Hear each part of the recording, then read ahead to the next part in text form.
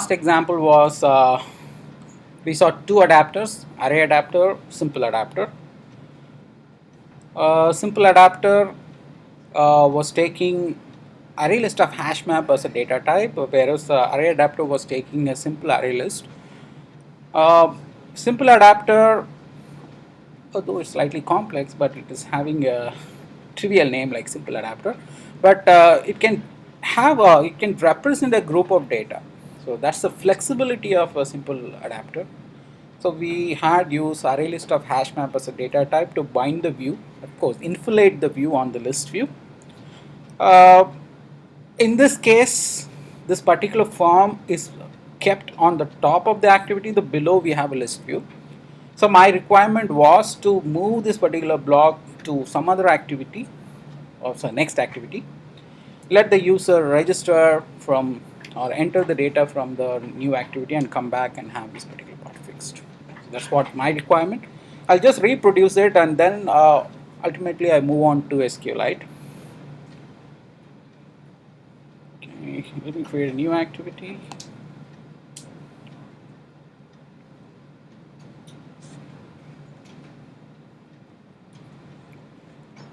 So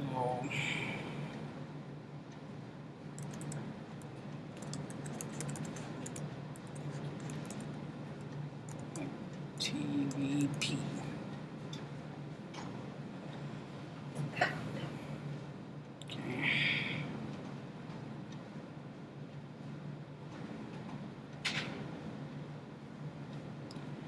Okay, I'm going to move this particular registration stuff to the other activity. So I'm going to need a UI. So time to remove this guy out of this. So it's actually there as yeah, this linear layout. I hope this one I want to move. It's having some sort of below above stuff. So okay, let me see what kind of issues is going to be. Sorry.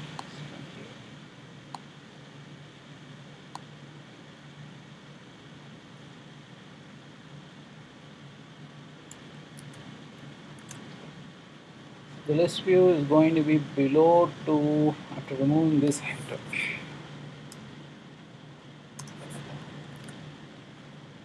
Move this guy out, keep it here.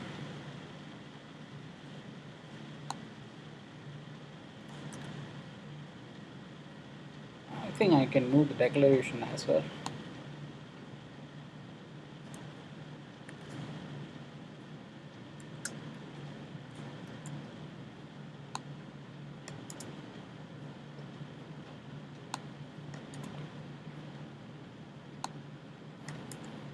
Okay, I made the linear layout itself a root layout. So this maybe the below stuff is not needed. I kept it as a simple form, but I don't want you to keep it as a simple form because I already asked you to move a kind of complex form from the previous example. I hope you have used that. So to avoid time, we don't want to consume more time because our focus to learn one more adapter plus SQLite. So I'm going to make it pretty simple to start with. I'm seeing, okay, no problem with this. Okay, looks fine. That's it.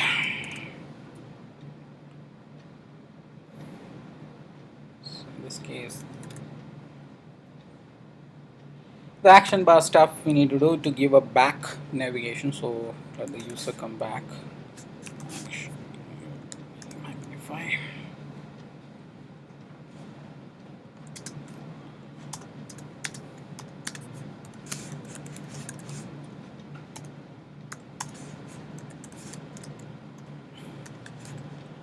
Display home sub enabled.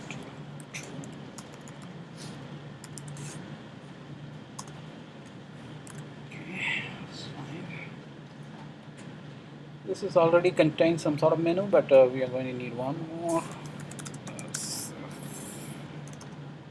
Remember, it's an option menu. We have already seen what is option menu and context menu. Option menu right now displays on the top of action bar, or action bar elements are considered option menu. and context menu, which could be triggered while long press a widget.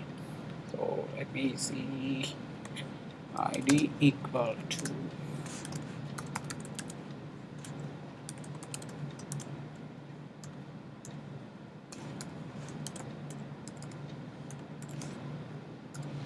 home. So hitting home will finish the activity. You can come back. So just kept a basic blueprint. So in the simple activity, to add something, I'd like to see how things go on. Here I would like to keep a add button. So I'm going to do a little change here. I already have a menu over. So simple list activity contains menu simple list layout. So we're going to make this, right now it contains settings. I'm going to need one more string. Is there any add? Nothing is there.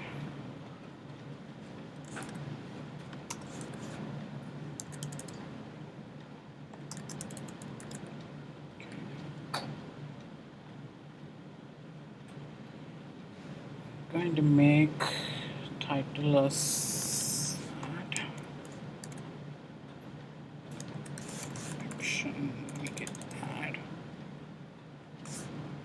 I'll make it as if room, so let us permanently show it. Okay, I change the ID to action add. So the simplest activity is going to be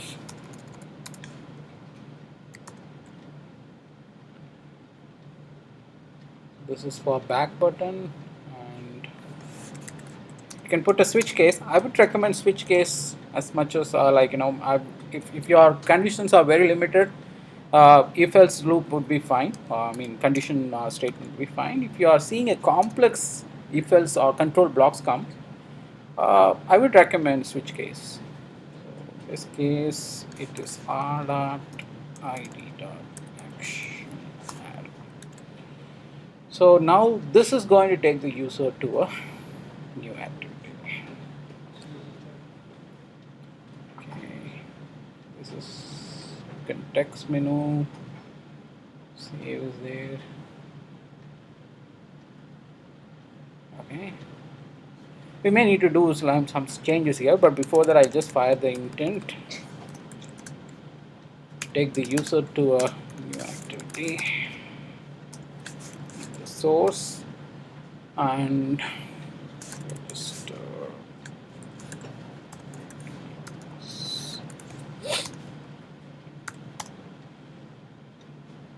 I'm going to need a start activity for result,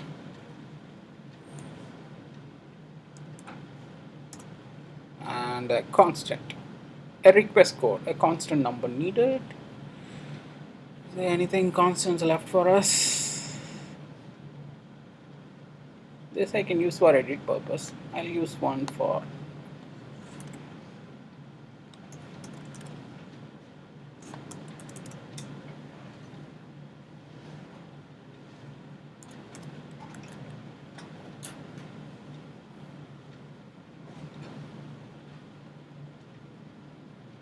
this is flag maybe.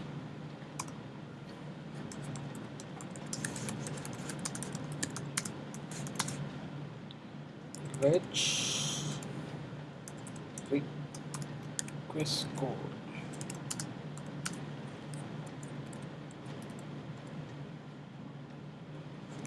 Any number will do. Similarly, I'm going to need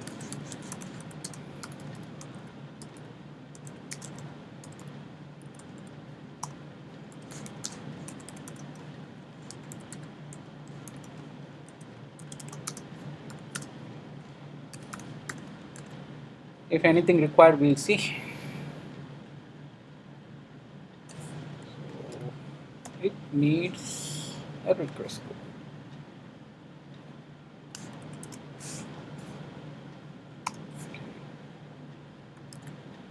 So when I use a start activity for result, I am going to need one more method to get implemented on activity. activity result. So in that, two conditions. First condition, to get the request code equal to this one. If at all request code retrieved, make sure you check one more condition. If any results being returned, we had to do that. Just keep everything ready.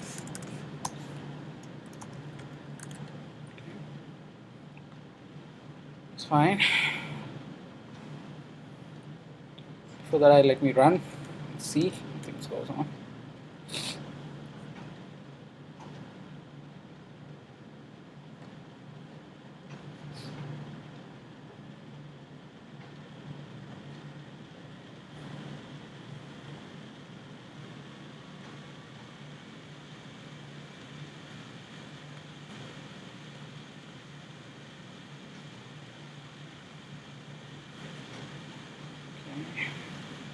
Something went wrong here, so you could speak a little louder. Pardon? The linear layout and XML, you can delete that one. It is not initialized. Linear layout? That is shifted to other activity. Okay. And that will delete here. Save. Oh, great. Thanks. These things we removed it, so naturally these IDs are not going to be found here. That's great. Okay. This is not going to be needed. So wherever it's been used, we have to remove them. And yeah, so the addition itself is not going to take. I'll just comment for some time, then we'll think about activating them. To comment this guy. Forgot the shortcodes.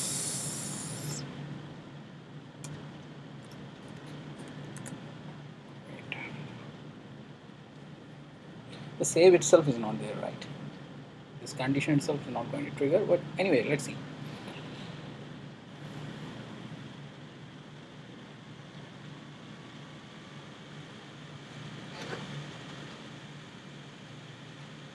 Okay. So just the list view, we had to populate it, but once the user click on add button, this is where we kept the registration information. But in your case, I want you to have some sort of complex form, is what I already demanded. So for me, I'm just going to keep it simple. So here I'm going to enter some sort of numbers, what you call, and hitting save. So dismiss this view activity, and automatically should come here and enter or add a new entry. Okay.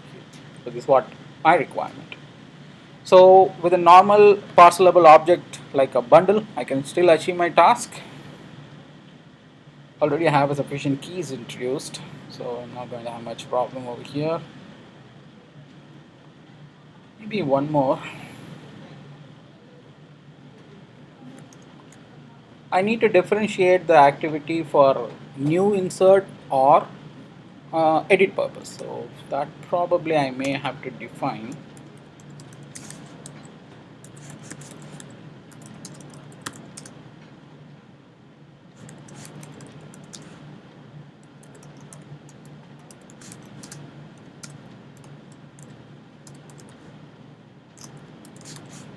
Additional key for flag purpose, true or false it's going to hold. Is edit set to false mean it is for insert, is edit to true mean it's for editing purpose. So let's do that. This is where I'm launching the activity. I'm going to intent put extra, set to false. This is where we are going to give an edit option. So I'm going to modify. For editing, I may need to send for a few more bundler objects, but at present I'll just keep it as it is. Remember, we are launching it from a context menu. I need to long press the menu item. So I'm setting an edit flag so that the activity is launched, and it is going to be for new data insert. So that's why I set false. Now the activity will go here and open the bundle. Before that I need to have other thing initialized. I could have simply copy pasted, but anyway.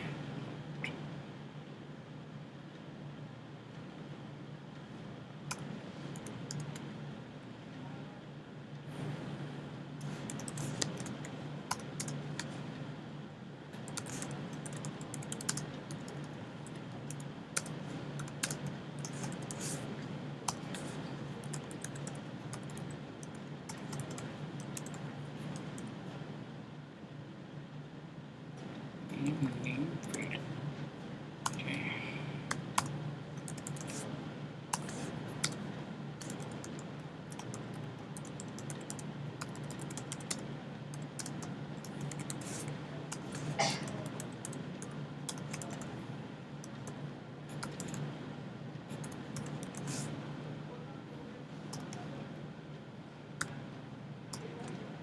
The button or save.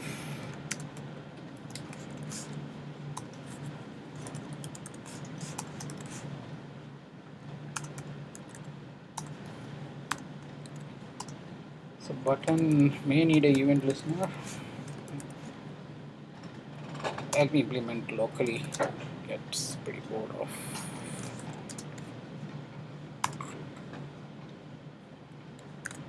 This is where we are going to send save.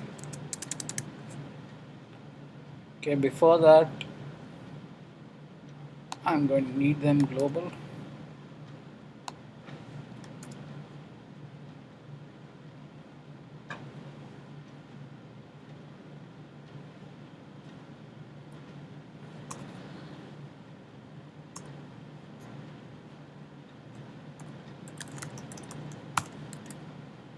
Okay. Let us take the bundle.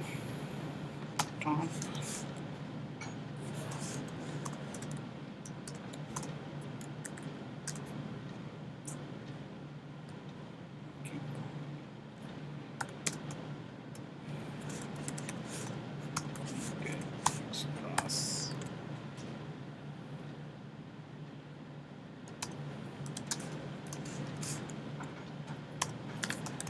This is always a best practice to check the bundle whether it is not returning null.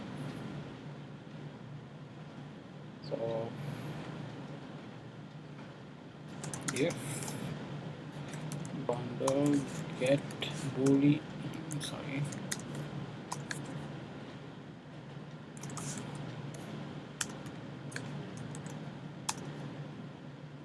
if it is true for editing,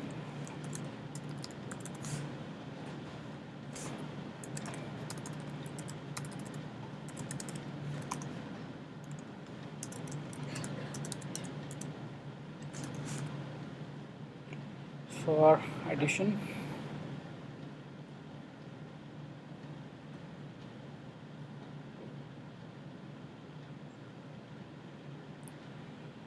okay, these two things we have made it. For edit, I'm going to need some sort of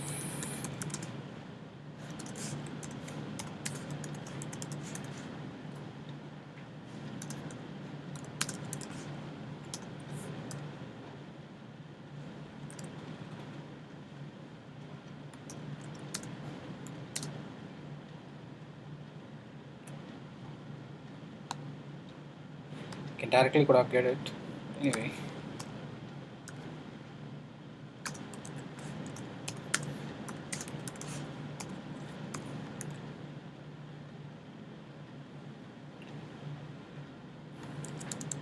So this save is edit set to for editing purpose,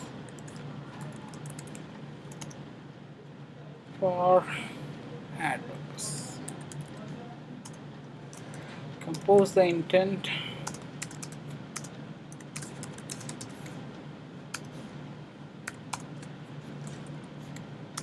Input extra.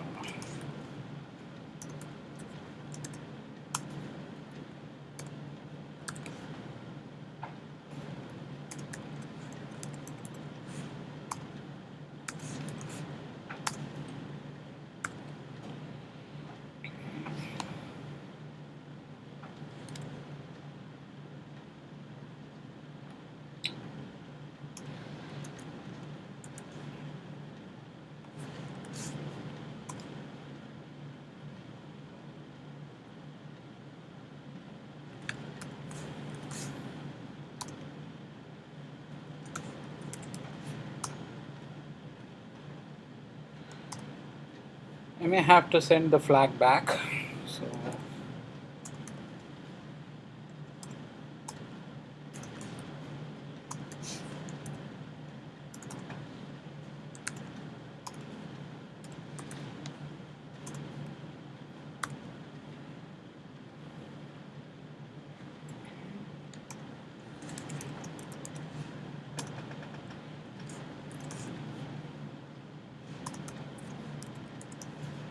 result code this time pass the intent. This is for adding a new item. This is exactly the same for edit, but only one condition.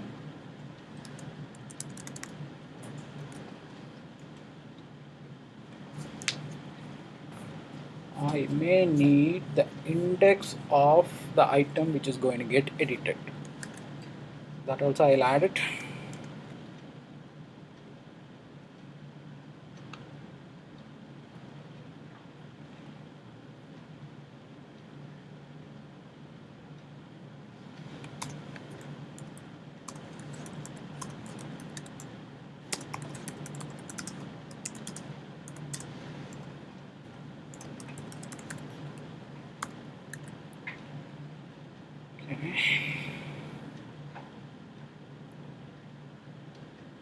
This is for edit.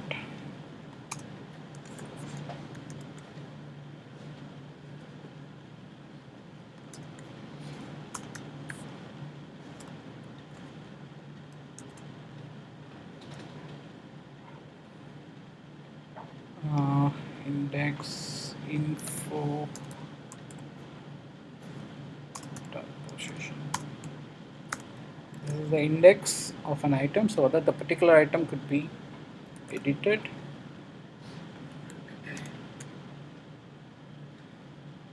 Coming back here.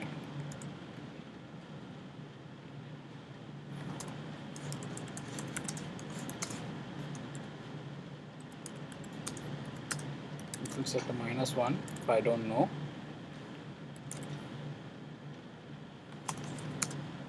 This will only work if for edit because that's where we are sending the bundle. Get int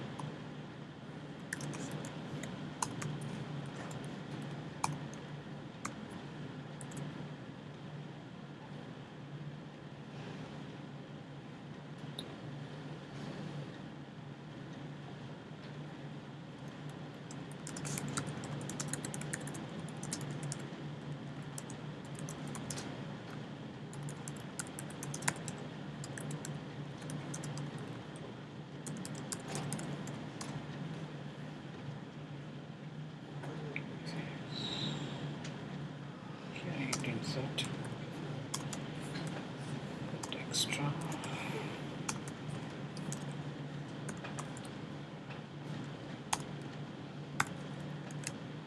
Okay. So edit will contain the index of the specific item, whereas this particular won't contain. Okay. Done.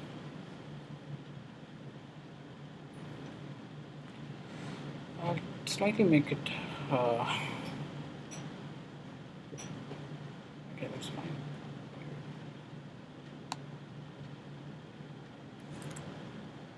I can directly take this. It looks like.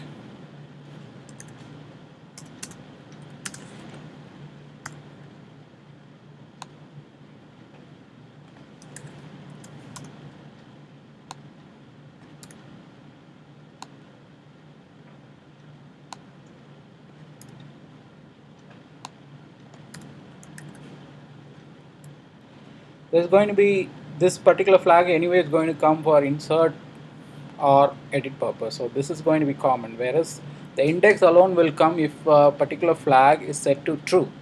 False won't retrieve the index value. So in this case, same approach. Okay.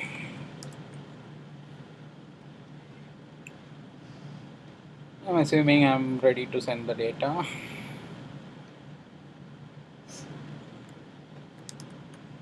And time to capture them so that we can update the list view.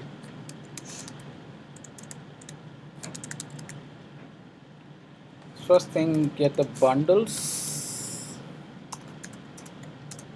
The bundle available as an argument here.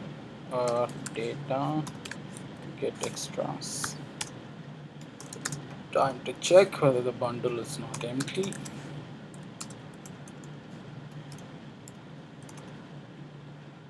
Okay, so get back the data for edit or so first thing local one means bundle Boolean.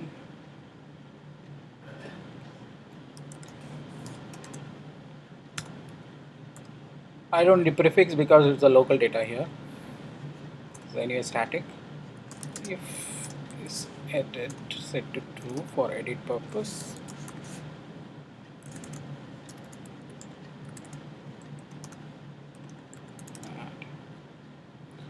So for editing,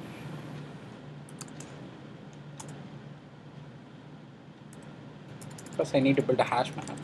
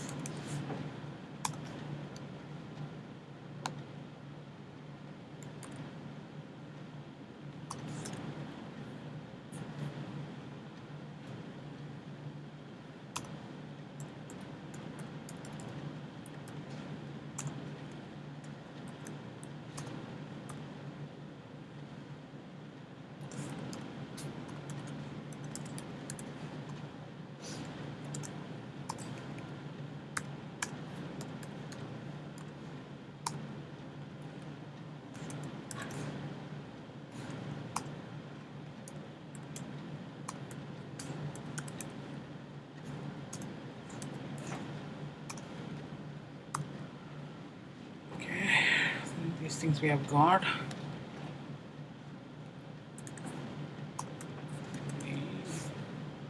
Set modify.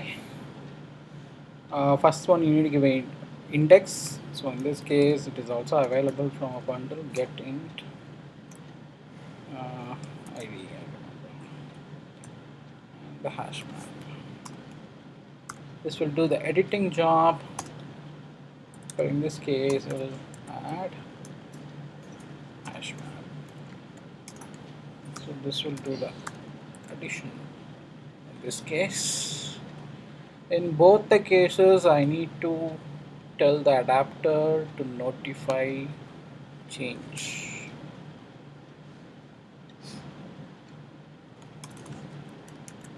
Adding. In fact, this on-click listener, because there is no click buttons here, so I can get rid of the on-click listener.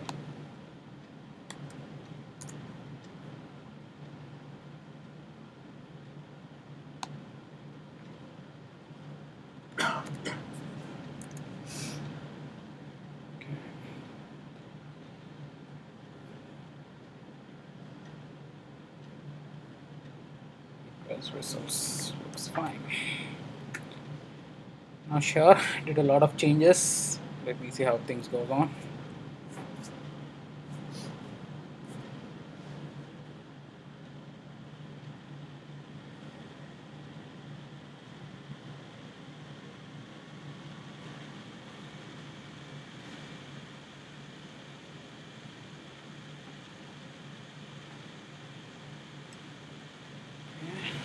Go ahead and add.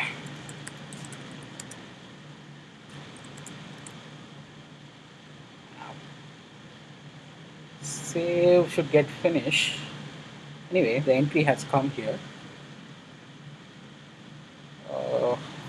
Register activity. After adding or editing, we have to complete this block. Finish.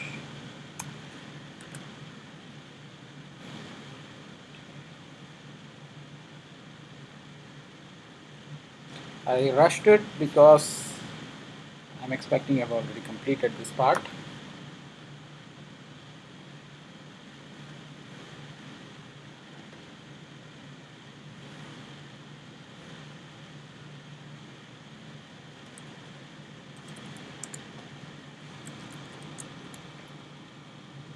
It's adding here.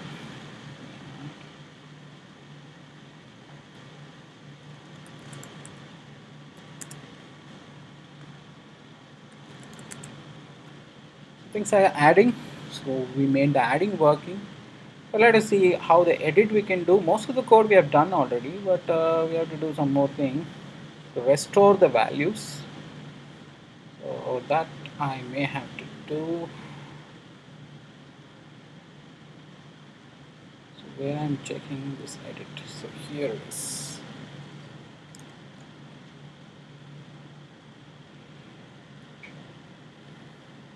So add, let's edit. I not only send the index, I need to send the additional details. Put extra name. So get this name object. Just only give me an object. So get specified object key. So the name alone will be sent and text.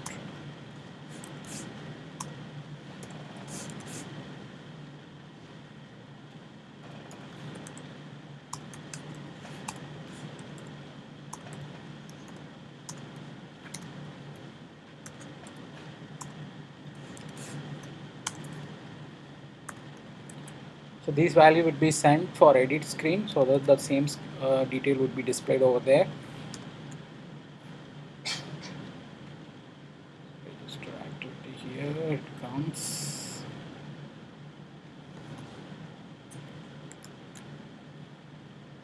We pre-populate them, name field, text, bundle, string.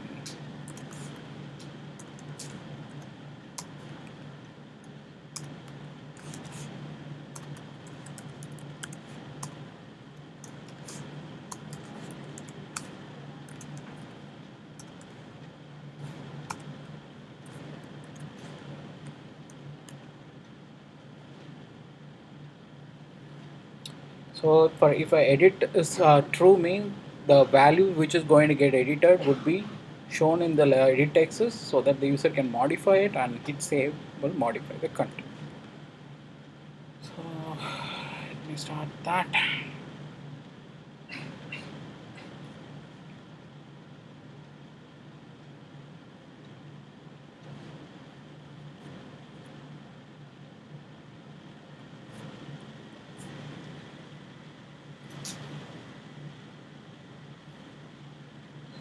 Problem of course, we could not retain our data.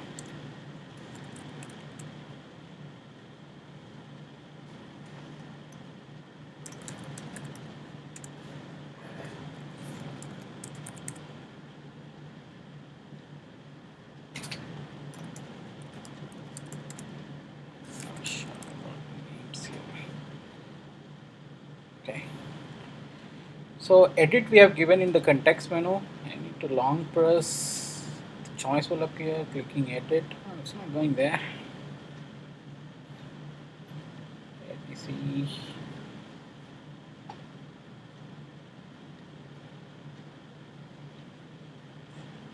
Anything wrong?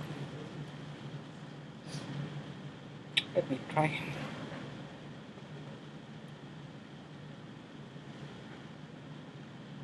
Setting the edit button.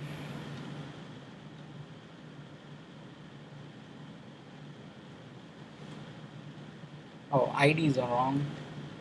Oh, ID we have given it. Okay, fine, that's good. Get item ID. Anyway, activities are launched. Pardon? Is that it is always in the false when you send the data? Oh, right. Should be true. It's correct. Appreciate that. Yeah, for edit we have to set true so that it goes to edit field. Copy paste effect. Okay. Since I just copy paste from here.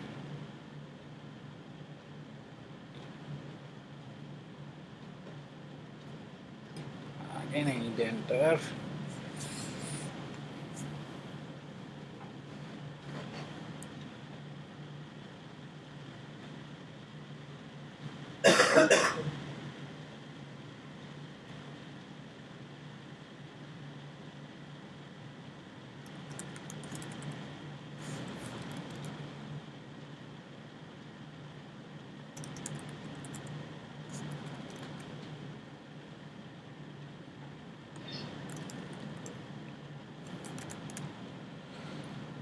Let me try editing this long process.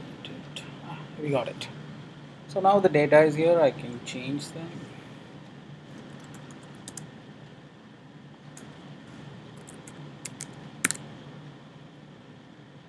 So the data gets updated.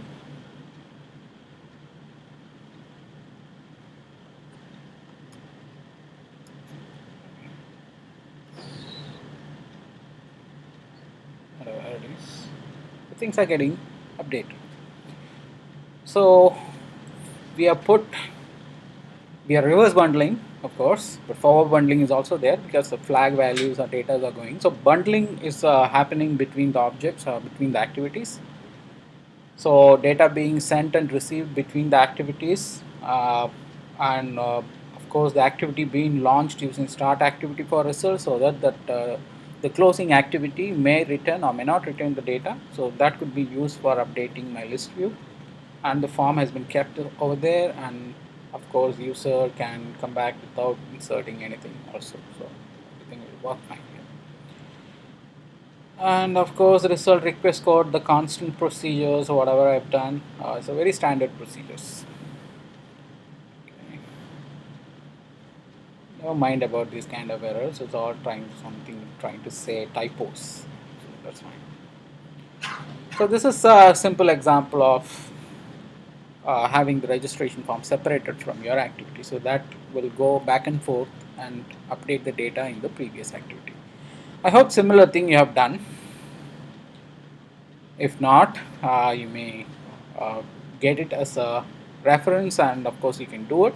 But what I'm expecting, the second activity in this case, for example, it's not long click.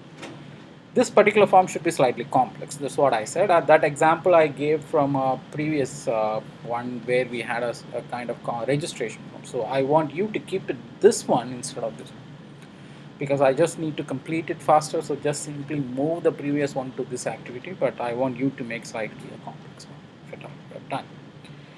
Now, couple of issues, maybe not the issues, disadvantage of using this way. One, it is, I mean, there is no persistent engines, or the lack of persistent engines make it, this particular data disappear as soon as I quit the activity. Data is no more.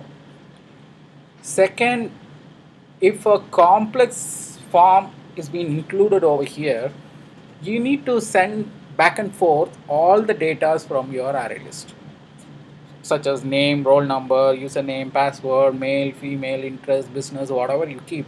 If you have a complex form over here, then every time you need to send individual extra elements when the user try to click on edit or insert new one, and your particular code will just, lines of code will increase in both the side, of course, in the register activity as well as simple activity. You may have to depend on various bundles.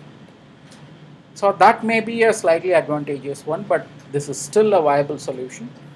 And you remember, most of the application you see uh, keep the registration form hidden, and the user goes and enter, and then the things are getting populated. So this is a similar approach. And we not only use that, we have also used the action bar menu to handle our button clicks, move between the activities. So up to this, fine. And I want to incorporate a database so that my value is always persistent. So let me introduce that. So how I can save the data? I'm going to create a utility class so that will hold all my database related codes, so I can reuse it everywhere or wherever necessary. So I'm going to write a simple class to hold my database. I can give a name, my DB. A normal Java class, I'm going to extend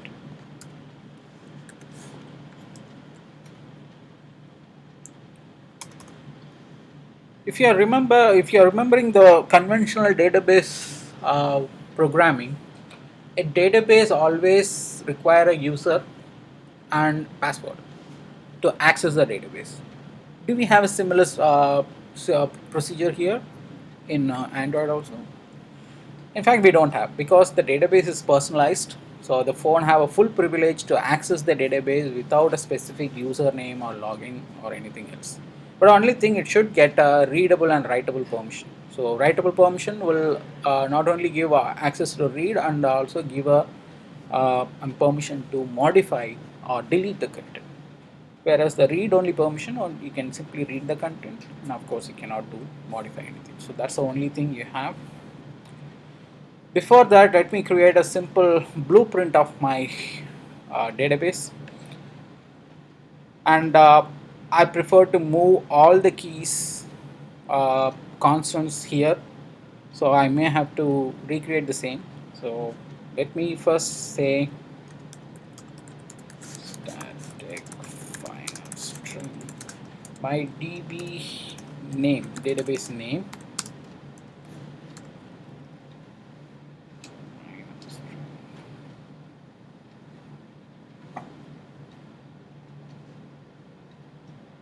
sorry, should be within the class. So say my db.db some name. It could be any. It's similar to what we did in HTML5. Could be any unique name. And within the database,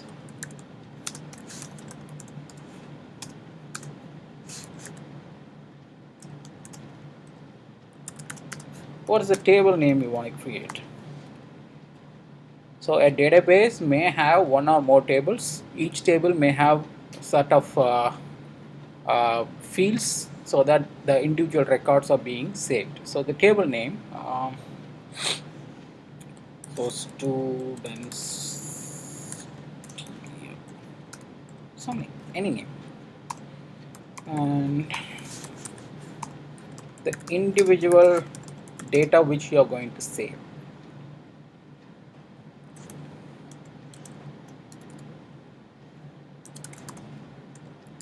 Name,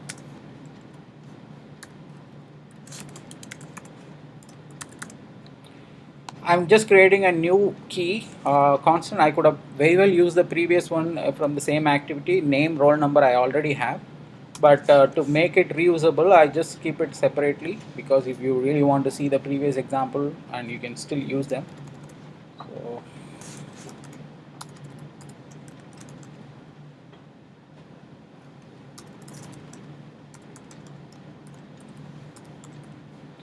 since it is a database, we may have an ID.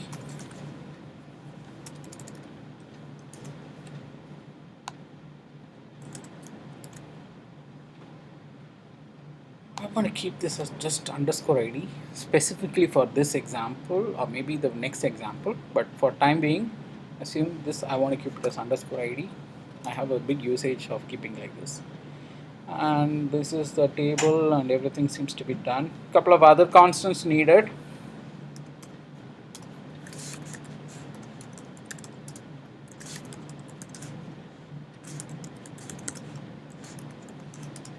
Can somebody tell me the create statement of SQLite? But not SQL, not SQLite. Create table. How to create a table? Query. Create table query. It's so complex. Create table name. What that way people are just create table name. I've already have. Okay. Then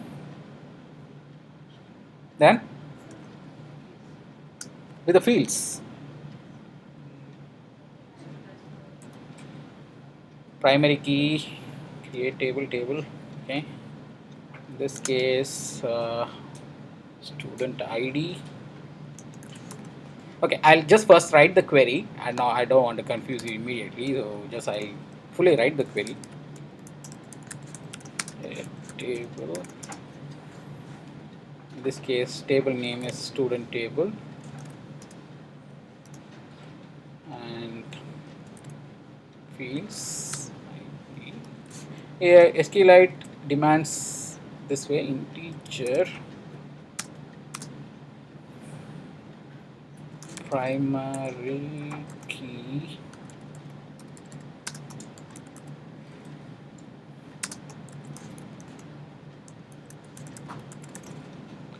auto increment. But mostly primary key, if you define automatically, it will get an auto increment only by default. But anyway, I just kept it. And student name. There's no varchar and kind of thing here. Text. If you want to keep it not null, you can keep. Otherwise, simply leave it. We'll make it simple.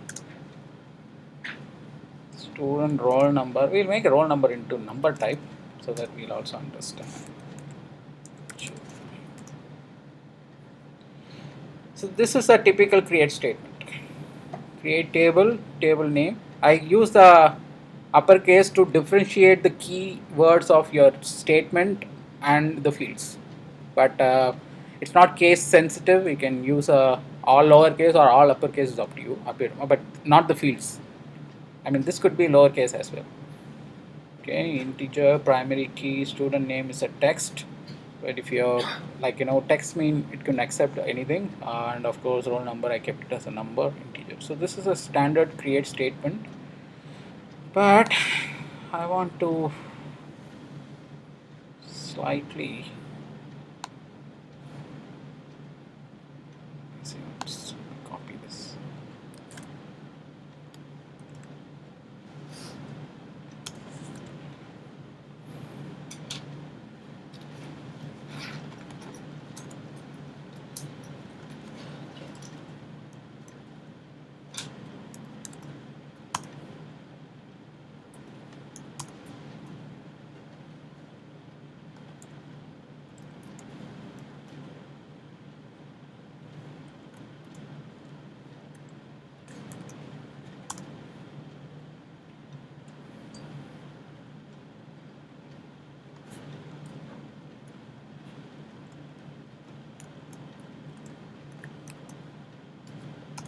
Can I write like this?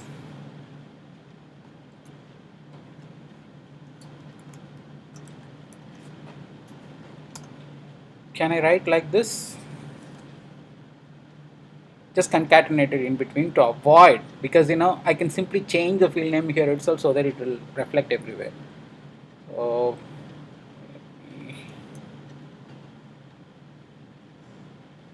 if the concatenation is there, I can put into a new line also. It won't make any problem. But only trouble you may experience, if you do not give a spacing, you will get into a trouble.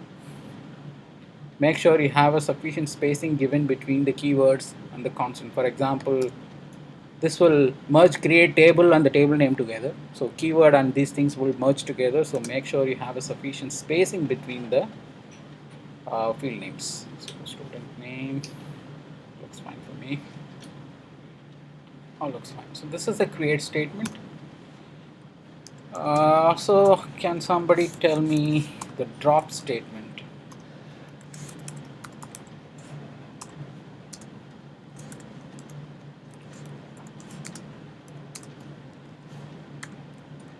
How to delete the table?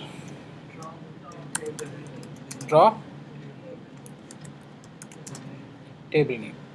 For safe side, if this also will work. With the table name space table. So this is for dropping. So creating and dropping alone, we are going to use the queries. Rest we won't use them. Few more concepts, constants that's exclusive for SQLite. Final version. I want to keep final int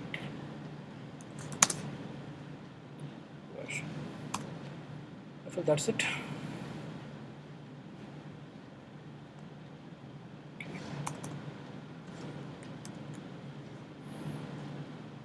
So few constants we have created. One, we are having a create statement and drop statement. We haven't done the database yet, but I'll let you know what are all the prerequisites. For example, what are all the things you need to access the database. One, you need a object called SQLite database. Second, you need an object called SQLite database open helper, which will give you a read or write only access. So these two classes, you need to have them initialized so that you can access the database engine of your Android operating system. So one being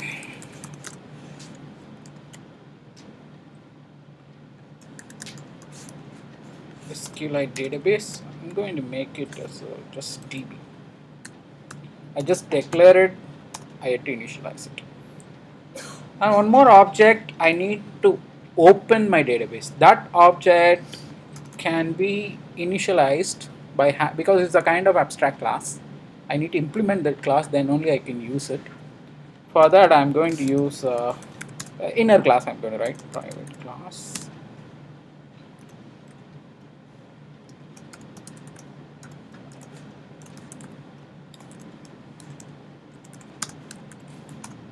Some name, my DB helper, open helper, SQLite open helper. There is a class.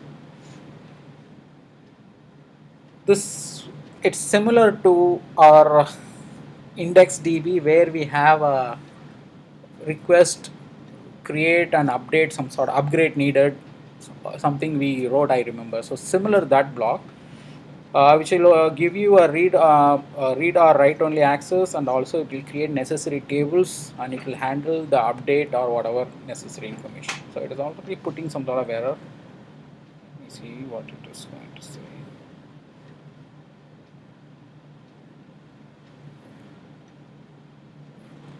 Implement methods. It has create and upgrade two methods. Let me put it.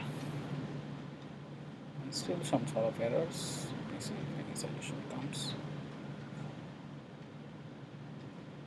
Constructor.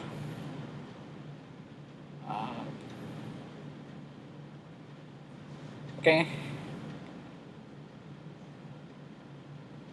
Since it is a constructor, I can slightly modify because it just need a super, this value to be inputted.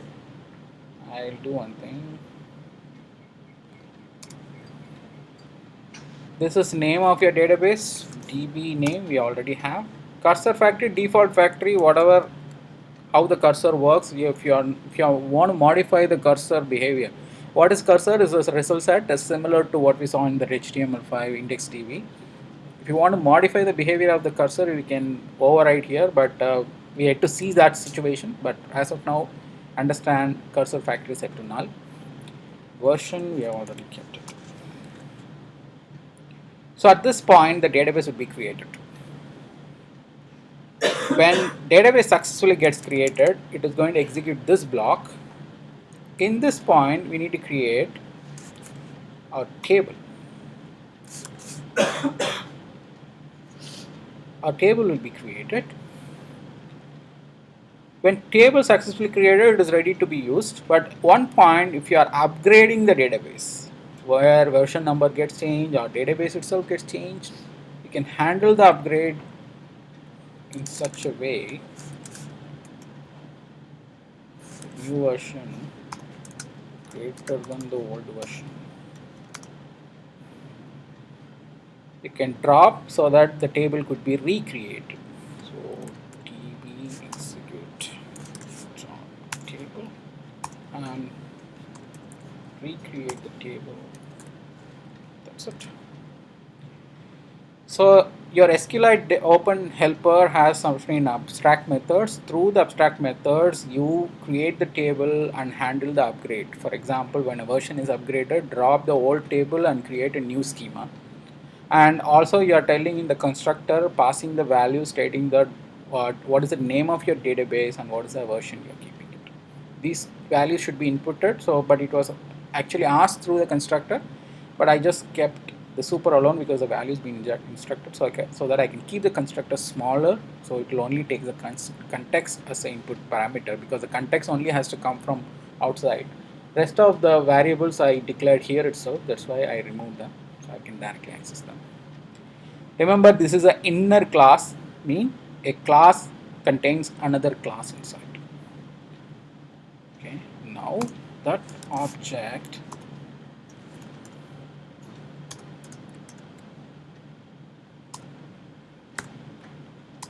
can be initialized. So I said two objects needed to handle your database. One object I simply declared, second object I created and it's ready to be used but still declared. So how I am going to handle them? I'm going to need one more constructor, of course the main constructor for this class, through which public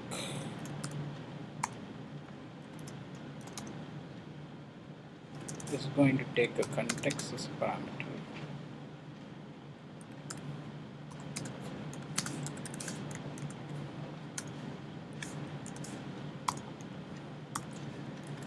So my DB open helper has been initialized. Now if this constructor is called, you may safely assume your database is created and table is created and ready for usage.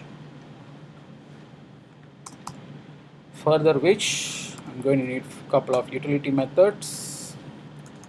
Void open DB. So give me the right access to my DB. So my DB open helper get writable database. Let me throw some sort of exception as well. SQLite exception, but it's not needed if required. And once you are done with the database, you can close the DB.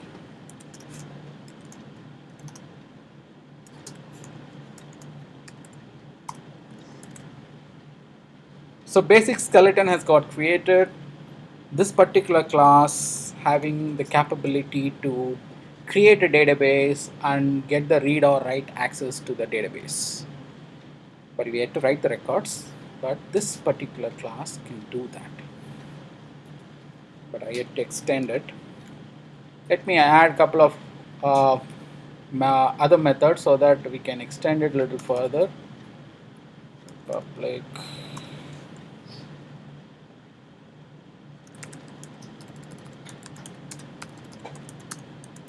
add user. So if the method is called, the user can be inserted. So string name. Let me make the roll number as a integer. So how to insert a value to my database? My database accept ID, name, roll number. In this ID being primary key, auto increment will be automatically assigned by the database itself. So these two values I should insert. So how I am going to do? I have one more object called content values, which is exactly same like your hash map. You may even consider as a hash map for SQLite. Put. Okay, you want to insert the student name with the one which is coming from argument.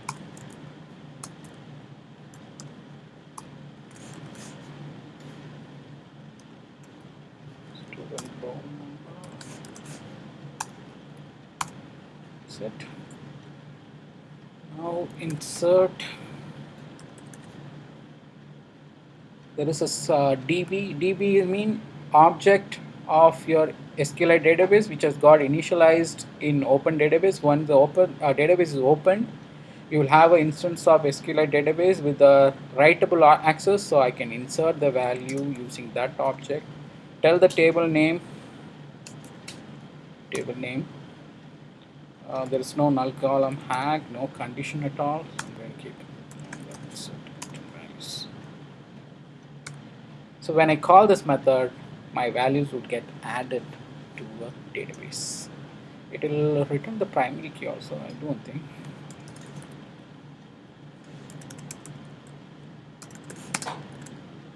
For example, we want to know which ID it got inserted, so we can return it. See, this is for inserting a new record to your database. Similar to hash map, we have a content values object. That object map the table field with the data which is coming inside. So this field, a name will be inserted. In this field, this roll number will be inserted, which is coming through this function. And one more. This is for adding.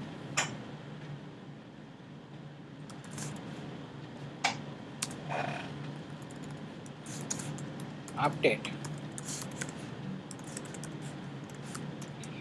I want to update the user.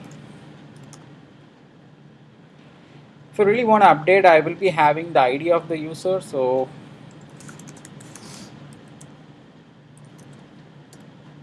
long and integer, it's nothing but the long is a big integer.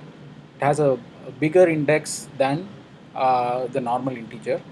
So typically, long is inclusive of integer value, but not the other way around. Integer is not inclusive of long because long is a bigger data type. Okay. Because database, chances are there I may have a millions of data. That's why I just strategically I made it as a long string.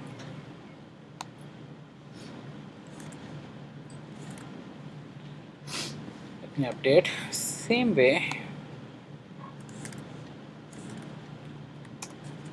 But in this case, we use update statement. Table name, content values, yes. Where class. Can somebody tell me update statement if you remember?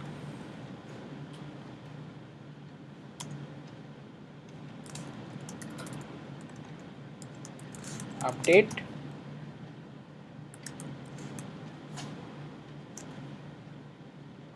What? Okay, at least I'll compare with the where student ID. Okay, in this case student ID. Yes. So insert update set values so comma this one where the student ID is equal to some value, because the update, if you can update, if you know the specific index value, that particular value alone can be updated. So this is a where class and where arguments. Remember, this is a placeholder object, the question mark symbol. The placeholder object would be mapped with the next one what I am typing, which is represented as a array type.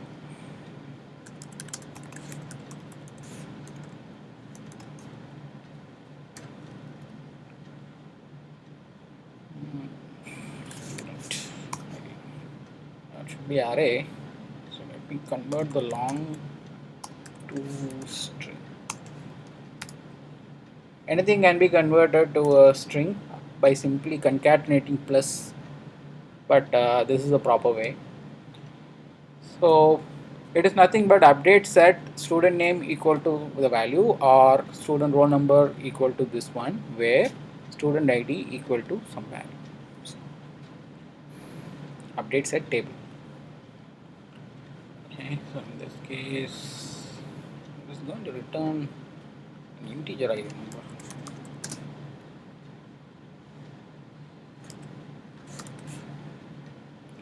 That's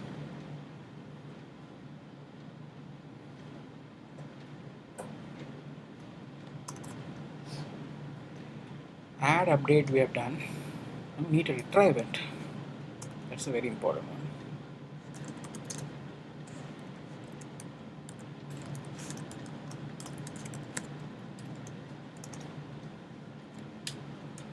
Retrieve all the values. Here we have an object called cursor that can do the job.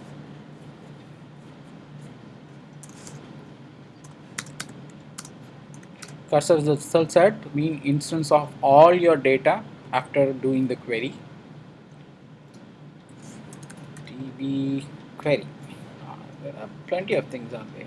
This which I am going to prefer the smaller one. This one will be fine. First argument being table name. Second, how many columns you want to retrieve. Select star, the star. But in this case, let me give it is a array type. Use string.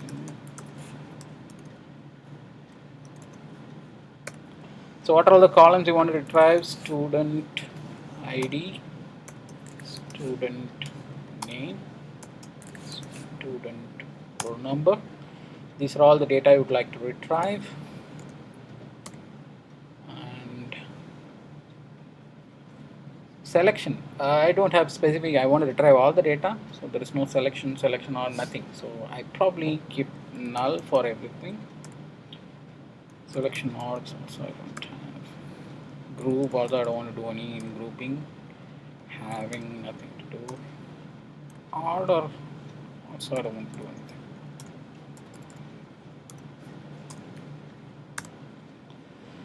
So this is equivalent to select star from table name.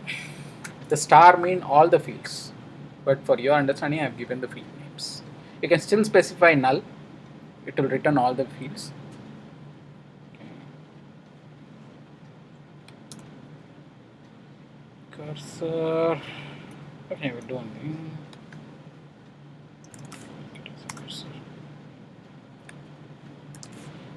Let the cursor stay on the top because the cursor is a tabulated data. So I keep the cursor index always on the top so that I can retrieve from the top and go up to the end. And finally return the cursor if required. So this will retrieve all the users. And I'm going to need one more. Public cursor get user ID. Specific user. Select start from table where the student ID equal to something. So in this case,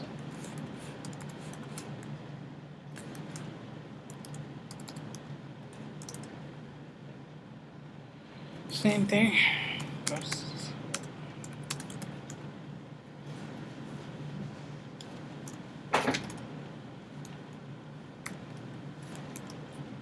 Table name, columns, same.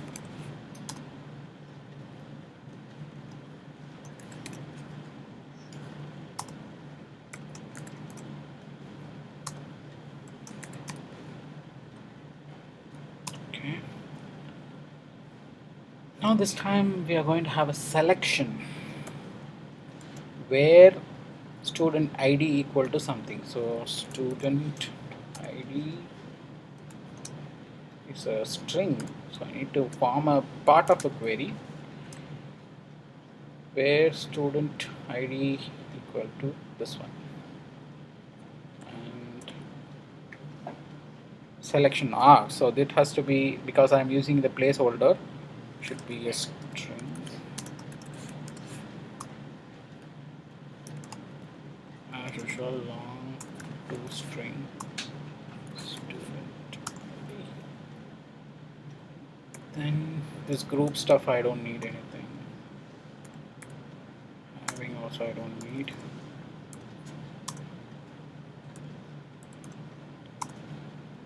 Okay. So this will retrieve a specific record where student ID equal to the ID what I'm supplying. But whereas this one, it will retrieve all the values. So this is equivalent to select star from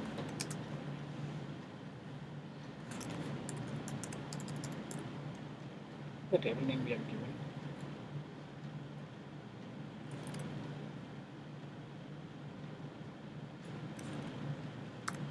And this statement is equivalent to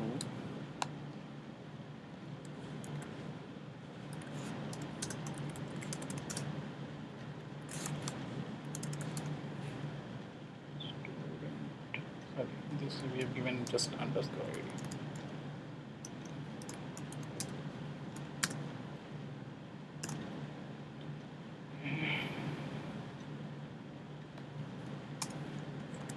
keep the cursor on the top and return the cursor.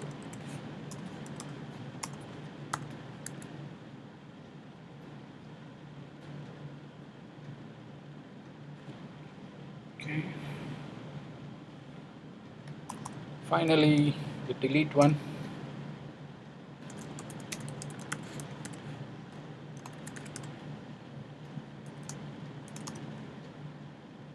For deleting also, I'm going to need a student specific ID, which ID I'm going to delete, not the entire table. So that's a straightforward one. DB delete table name, where class again, student ID plus the placeholder.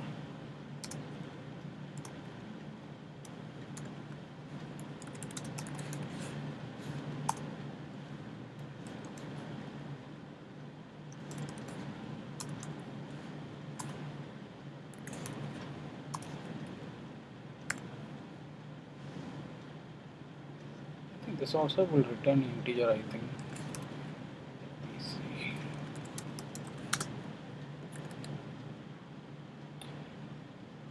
Okay. What is returning is not very important typically, but I just want to use the same method to see the status of what is exactly going in. So this particular class can create the database, create the tables, handle the upgrades, and it has the helper methods to open the database, close the database, insert the user, retrieve the user, a specific user, or update the user, and of course delete the user. So I created certain utility methods so that one single class can do almost all the job of database part. So this did a lot of updates. Need to see how things goes on.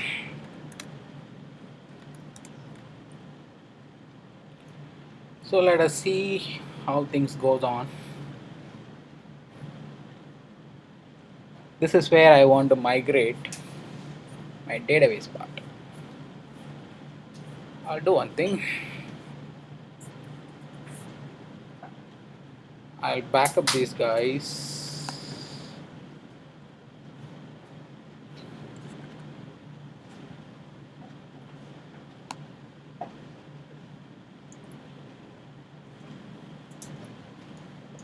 So it's here in my code.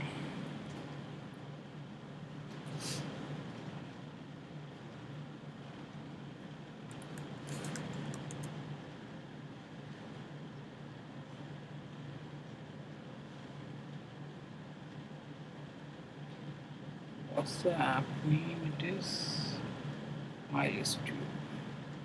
I'm just taking a backup because I'm going to publish both the thing, or one without database, one with database. So I just backed up. So I'm going to modify this code. So I'll upload both the source code so we can take both as a reference. Now I just backed up, so let me modify the code. Now I'm going to add the database capability to this example. It means the data will be saved permanently, and of course the same update, edit features, everything we are going to put into use. So this is where the registration comes, and this is where this data going to be displayed. First thing, we'll start from registration. That's where we are going to have a lot of work. So how I'm going to save the data?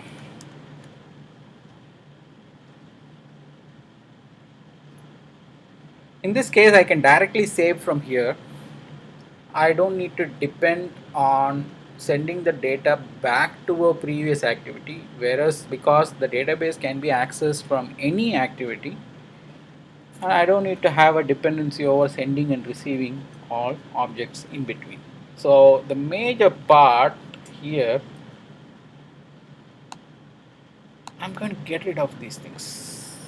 I'm not going to need it. Okay.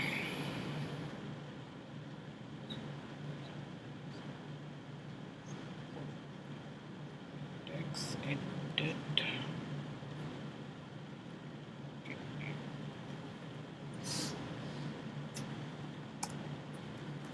Let me initialize my database as a local object. It need a context as an input. The context, since I'm inside, I just set this. Let me open my database. Now insert the data, add user. Two arguments.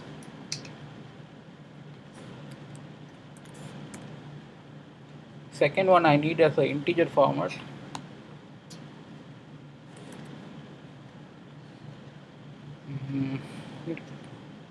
Make it as integer.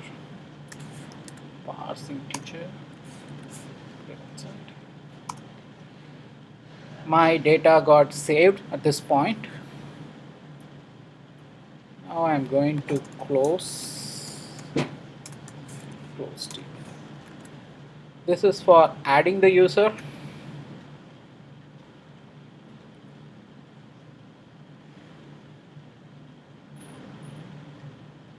I don't need to send this guy.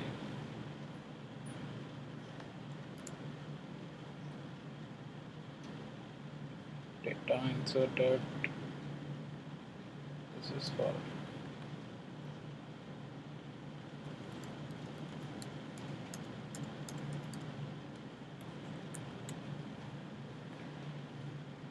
I don't need to do any kind of data sending.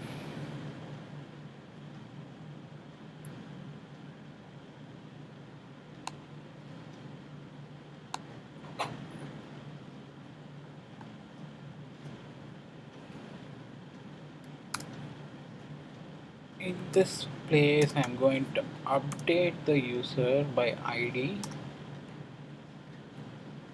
so that we are retrieving through the index. Student ID. Let me keep it as index itself.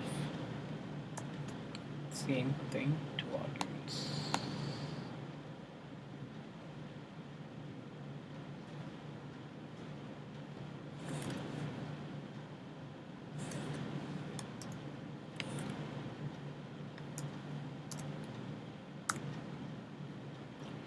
So this block will update, this block would insert. This stuff, I'll keep it in one block. Whereas it will send me a index, but in this case it won't send any index. Okay, I may need to differentiate then.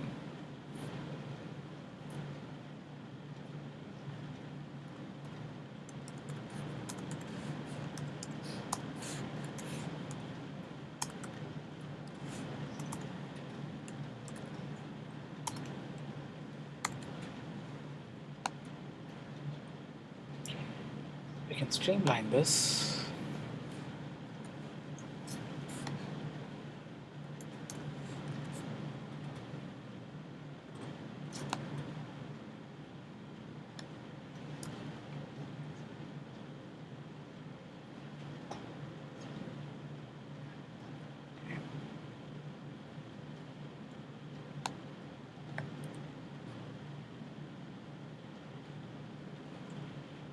So these things have been sent.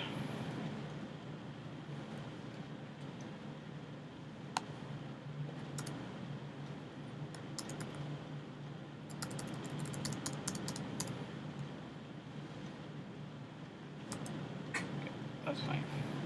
So database being updated directly in the second activity. Now time to retrieve it here. If it is edit, I will have the index coming in.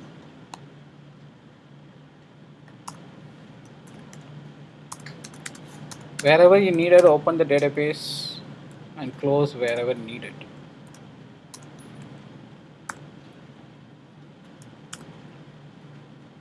So context needed.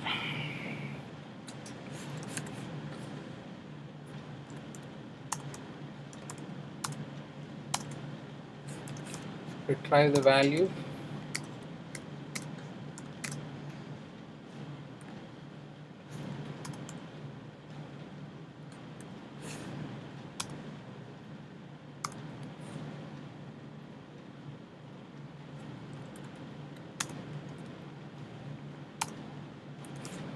For safer side, I'm keeping it to move first.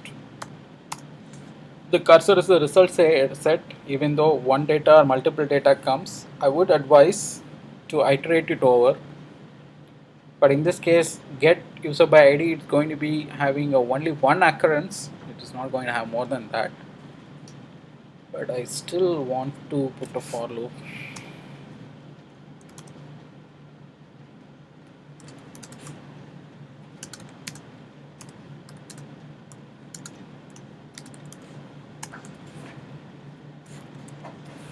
It count. And plus plus.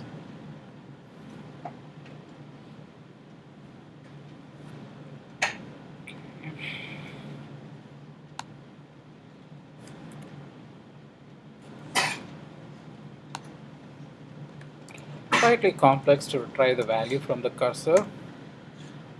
Get string, which require the index of the particular string value. That can be retrieved using cursor get column index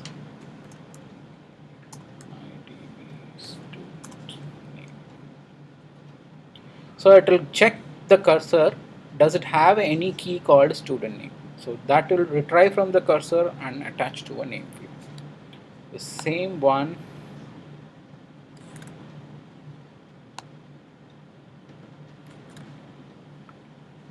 student roll number would be coming as a integer.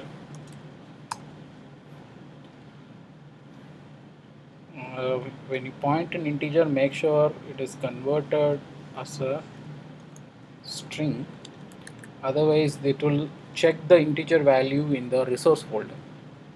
So anything you try to display as integer value or number value in the roll number field, make sure you make it as a string. Otherwise I can make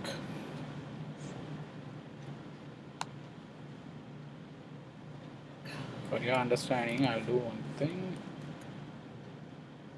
One more line I'll write.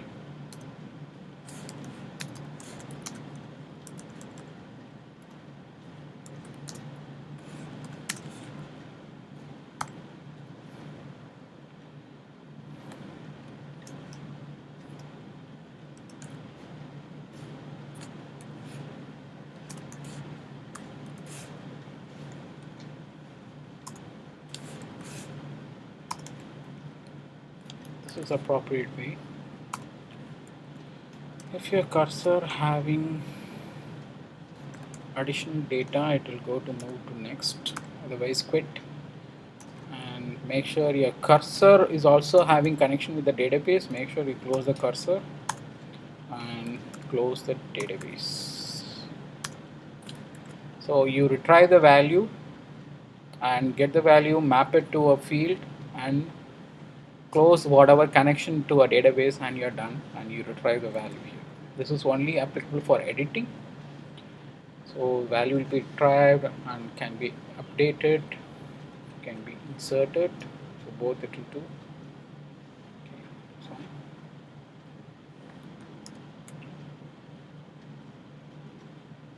it's showing some lot of errors. Let me see what is that.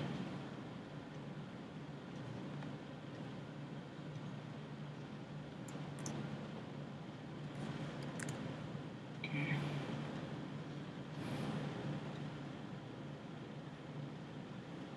Time to retry them.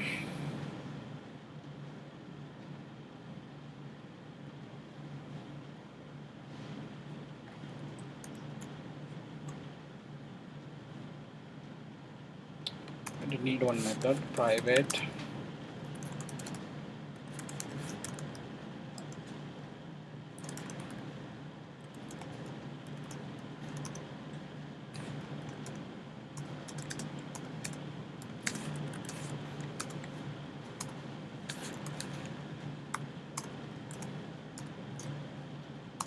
make sure you follow this step. You need to open the database, close the database when you are done with that. Otherwise memory leak issues will come. May not throw an error.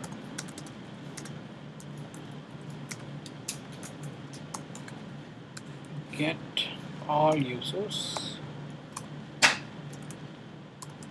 move to first, put a for loop.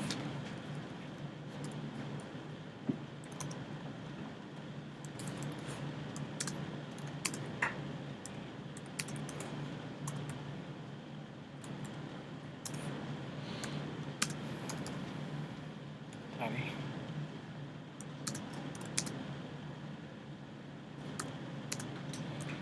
Going ahead, I may not use a for loop much because for loop is considered as less performance oriented because it iterates twice. Because the cursor count, to find the count of the cursor, it has to one more time need to read the cursor, and after that it need to read individually on each iteration. So later I will modify, but as of now, I'll keep the cursor. Time to create our hash map from the values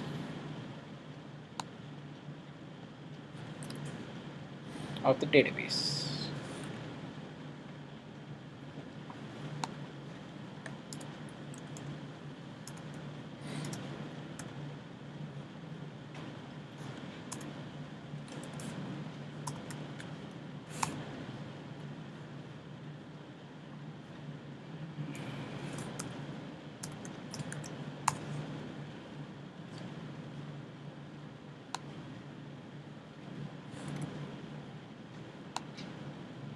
Roll number, in this case the roll number we are saving as an integer, but it will always be coming as a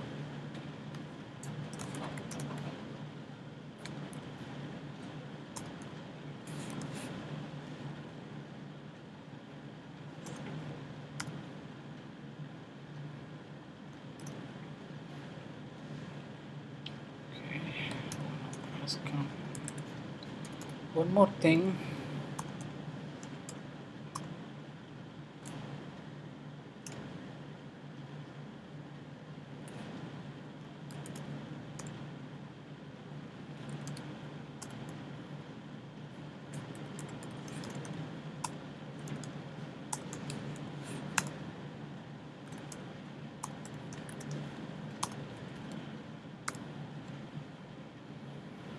This guy is throwing error. Oh. Okay, I'll do one thing. Hash map, which is the type string. I make it as object because I'm going to have a different set of data. One is integer, one is a long type, one is a string type. So I'm not sure the value which is going to take.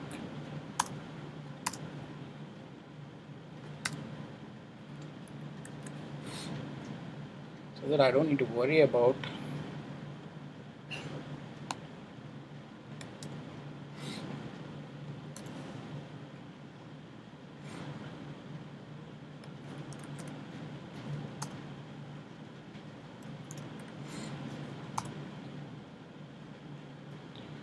Object means generic type. I don't know what kind of data type it is going to sit. So one time in this case an object is a string, another time object is integer, and another time object is of type long.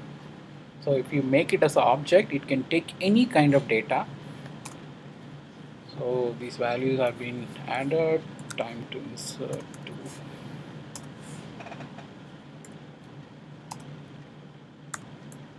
and iterate again for the next set of data. Next, when you're done, close the cursor and close the database. So this will retrieve all the items. When everything is done, we are now going to notify the adapter the value has got changed.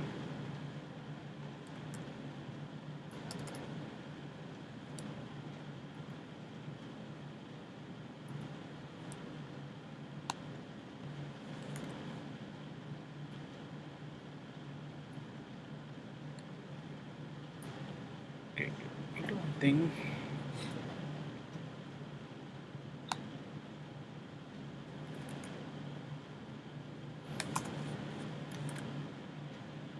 I move everything here.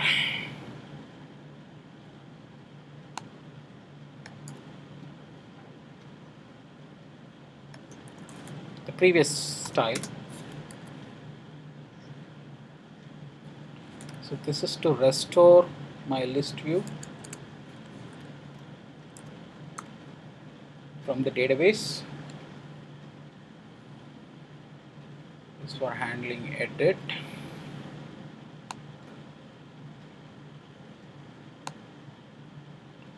This time I want the database ID. So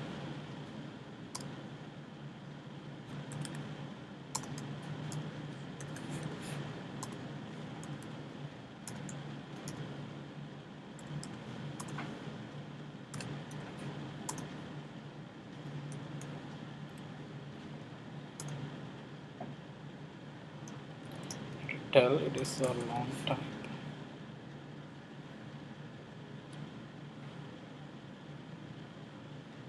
I don't need to send these guys inside.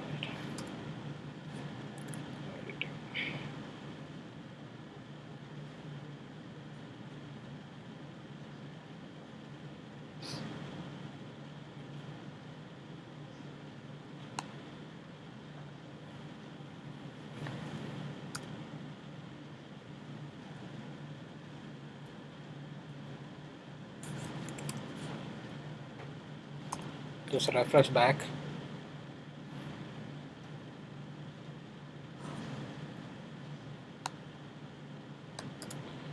This is where I need to remove the data.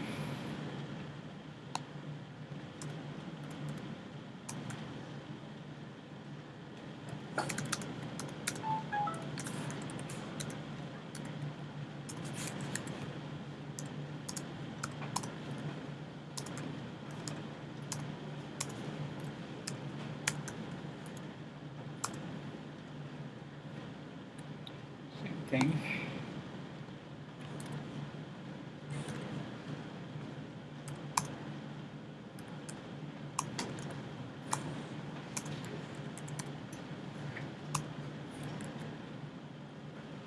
So I just delete the record from my database and refresh my adapter. So it will every time will retrieve the whatever the values are there in my database.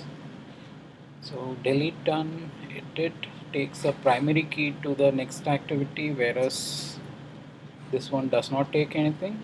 Simply takes a true or false flag alone. Okay. So let me one more time verify how the insert looks like.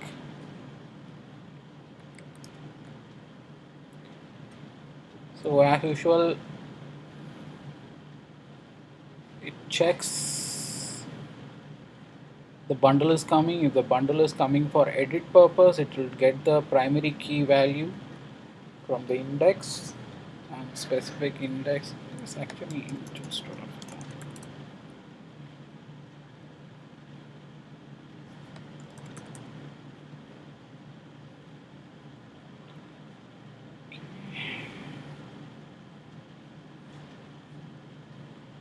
from that it will query the value, get the results and cast it to a text field, and this is for edit. For new value it will be empty. Let the user click and edit it and then do it. Actually this is not at all needed to send any data because we are directly accessing the intent, sorry, the, for example, update and delete. So in this case I don't need to do anything. So I'm not sending back any data. This also not needed. I really don't need to send any data.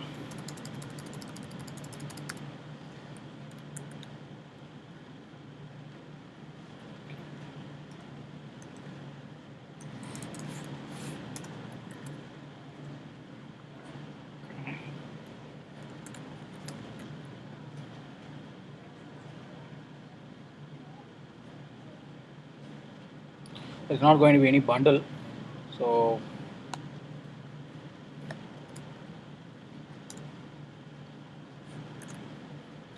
if at all it's a result coming, it will simply refresh from the database and populate them. Come here and get back all the details. Let me see.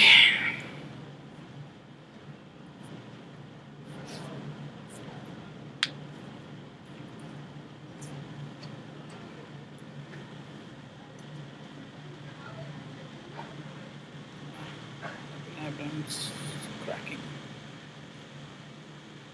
Oh, it's gone. Okay. Let me add. Hopefully.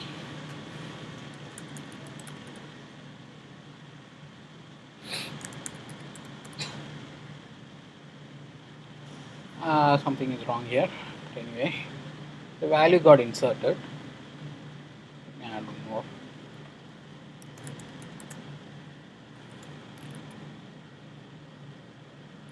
Something wrong. Okay, let me see. Okay, got it. This name should be emptied.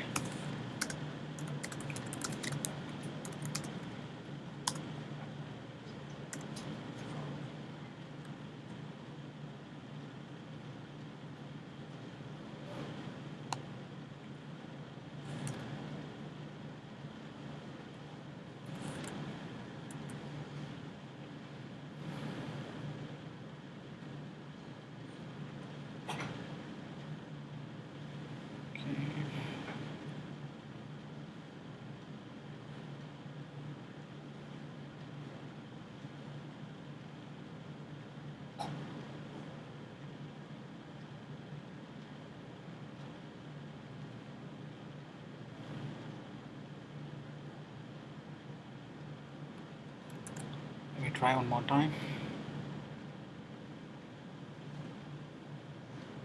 So it's where registration happens.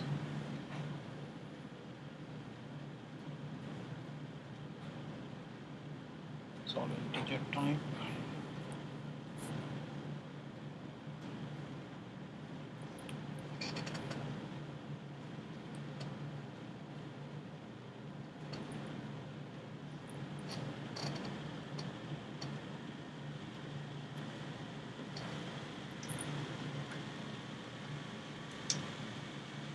Notice the data remains here.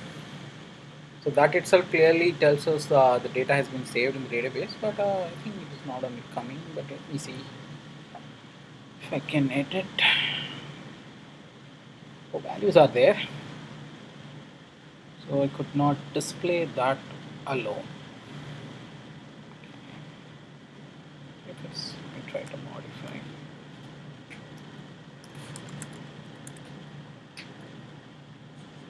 Values are modified.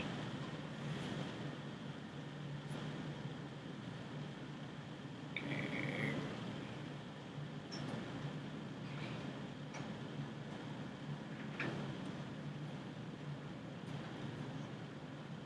Is the adapter being set here?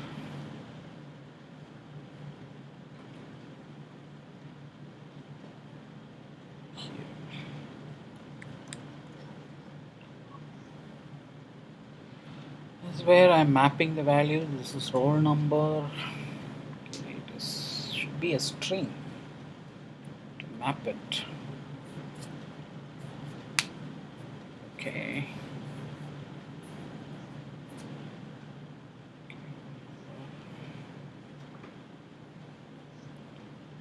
I'll do one thing.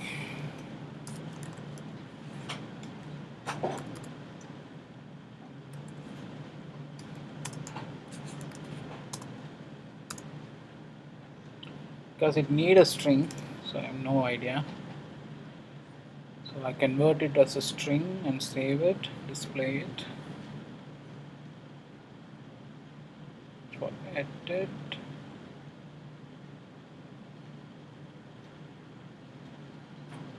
Okay, that's it.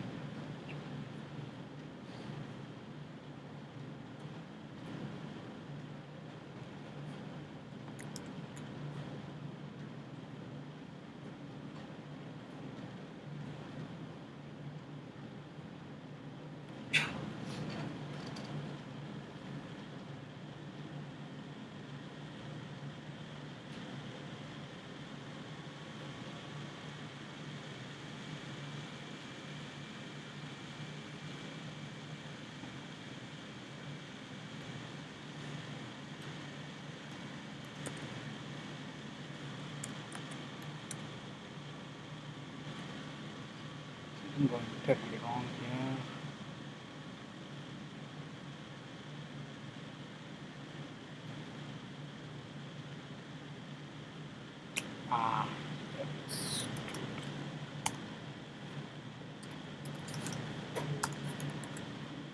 I should have got the student roll number. I don't need this.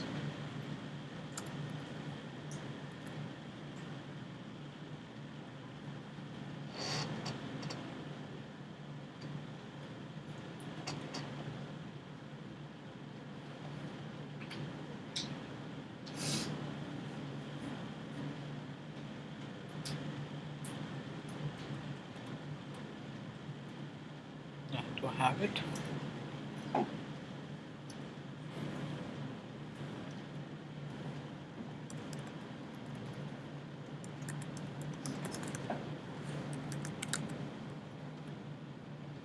So values are being added.